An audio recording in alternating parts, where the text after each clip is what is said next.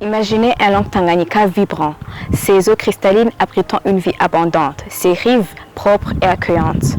Maintenant, imaginez ces efforts étouffés par des montagnes de plastique, de bouteilles et de déchets qui empoisonnent notre écosystème aquatique. Depuis 2019, l'équipe des Chaka 2250 se bat sans relâche, nettoyant les littoraux, ramassant des dizaines de tonnes de plastique. Mais la vérité, aussi dure soit-elle, c'est que le fluo persiste. Malgré nos campagnes de sensibilisation et les poubelles installées, des vagues de déchets continuent de submerger notre lac. Selon la Banque mondiale, on produit 2 milliards de tonnes de déchets par an et 8 millions de tonnes de plastique finissent dans les océans, créant des îles de plastique comme dans le Pacifique Nord. C'est énorme.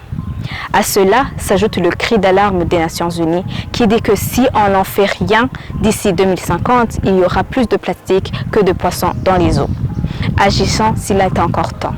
Sinon, nous risquons de vivre dans un enfer que nous avons 100% créé. Mais l'histoire nous a montré qu'on peut le refaire car en 2019, le Burundi a interdit l'utilisation des sachets plastiques et un vent de victoire a soufflé sur nos terres, démontrant qu'un changement est possible. Aujourd'hui, nous pouvons réécrire cette histoire pour les bouteilles en plastique si on agit comme le stipule le décret numéro 100/099 du 8 août 2018. Dans son chapitre 5, article 7, les déchets en plastique, y compris les bouteilles et les flacons en plastique, sont retournés chez le fournisseur qui assure le stockage, le recyclage ou la revalorisation. En cette journée mondiale de l'environnement, placée sous le thème « Mettre fin à la pollution plastique », nous lançons un appel vibrant à l'action.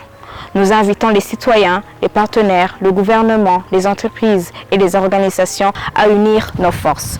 Rejoignons le mouvement mondial pour mettre en lumière des solutions concrètes en interdisant des plastiques à usage unique, le développement de matériaux biodégradables et la promotion de l'économie circulaire. Ensemble, agissons pour un avenir plus propre, plus durable.